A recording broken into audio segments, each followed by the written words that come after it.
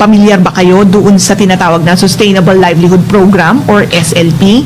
Para po ipaliwanag sa atin kung ano ba itong SLP, kasama natin on behalf of the officer in charge, ang director ng National Program Manager o Program Manager ng Sustainable Livelihood Program na si Attorney Rigel Kent Villacarlos, ang head po ng Capacity Building Section ng Sustainable Livelihood Program. Walang iba kundi si Rafi Daisog. Magandang umaga, Rafi.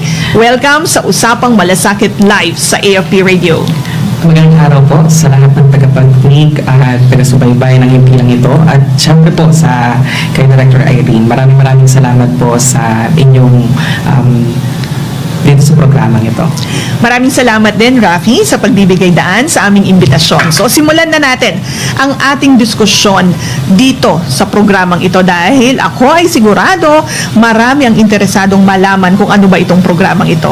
Sige nga, Rafi, umpisahan natin. Ano ba ang SLP? Ayun po, para po sa kalaman ng lahat, ang Sustainable Livelihood Program o SLP ay isang programa ng DSWD na naglalayong maitaas ang antas ng pamumuhay ng mga Pilipino sa pamamagitan ng tulong na may kaugnayan sa serbisyong pagpapalakas ng kakayahan, kasanayan at karanasan ng mga kalahok tungo sa mas kapaki-pakinabang na negosyo at trabaho.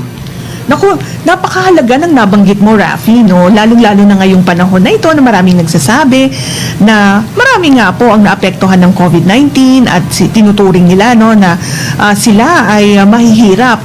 Kaya napakahalaga nitong programang ito. So, Rafi, bakit ba may SLP? At ano ba yung layunin nito? Ano ba rin ba ang pinagkaiba ng SLP sa mga ibang livelihood programs ng ating pamahalaan? Sa impormasyon po ng lahat, ang SLP ay tumutulong na mapabuti ang socio-economic na kondisyon ng mahihirap, vulnerable at marginalized na pamilyang Pilipino at komunidad sa pagbibigay ng access sa iba't ibang assets katulad ng human asset, ang kakayahan ng trainings, social asset or organizational management, financial asset o pagbibigay ng seed capital, physical asset, ang pagbibigay ng tools at kits, natural asset o tulong ng pangrehabilitasyon upang makaagapay sa kanila sa kanilang pang-araw-araw na buhay.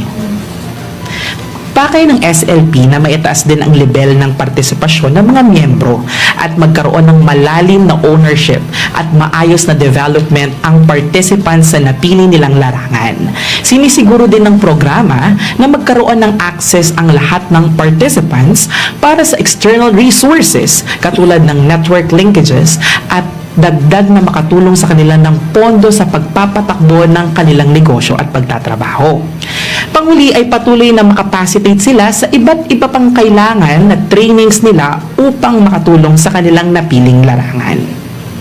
Yan, maraming salamat, Rafi, dun sa impormasyon na naibahagi mo. I think mahalaga yung nabanggit mo kanina na itong programang ito ay naglalayong may taas yung antas ng pamumuhay ng mga Pilipino sa pamamagitan nga ng pagpapalakas ng kanilang kakayahan, kasanayan at karanasan ng mga kalahok tungo sa kapaki-pakinabang ng mga negosyo at trabaho. Maalala ko lang, Rafi, no, I think nag-umpisa rin ito sa programang SEA-K. Pero siguro ikaw na ang magbanggit. Kailan ba sinimulang ipatupad ang Sustainable Livelihood Program?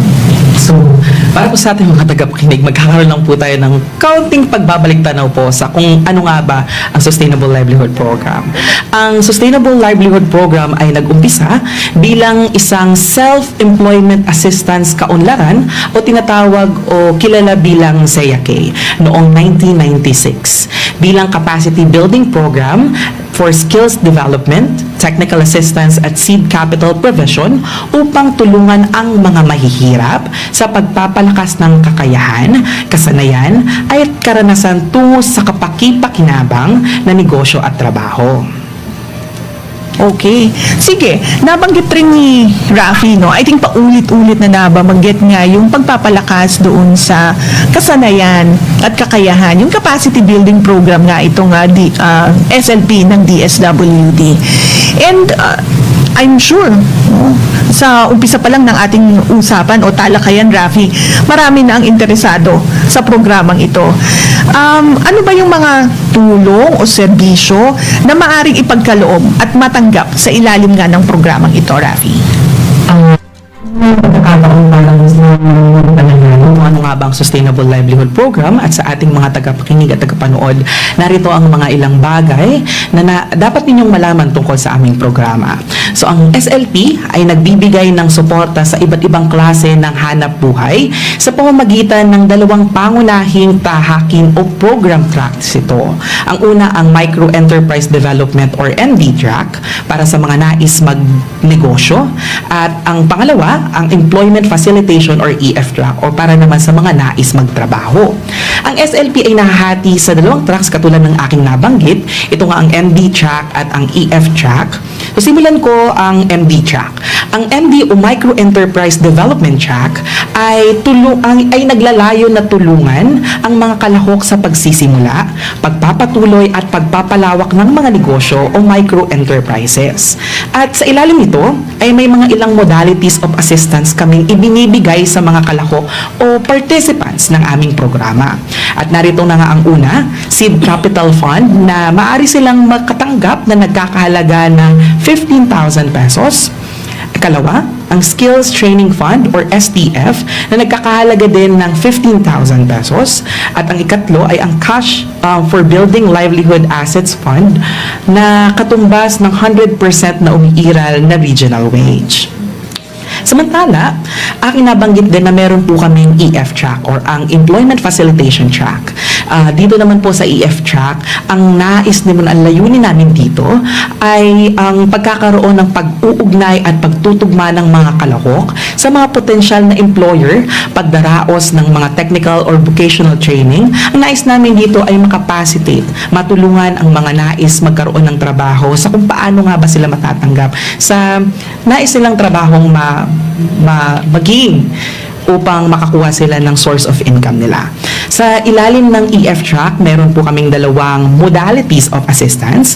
Unang-una ang Employment Assistance Fund na maaring sila makakatanggap ng 5,000 pesos at ang ikalawa naman po ay ang Skills Training Fund na nagkakahalaga ng 15,000 pesos. So yun po ang aming mga programa at ang modalities sa Sustainable Livelihood Program. Mahalaga, Rafi, na nabanggit mo yung dalawang modalities under the SLP kasi madalas rin ako natatanong, ano ba yung SLP? At ang lagi ko nababanggit, yan nga yung Micro Enterprise Development at yung Employment Facilitation. It's good that you expounded on this para sa kaalaman on impormasyon ng ating mga kababayan, lalong-lalo na yung sumasbaybay sa ating programa.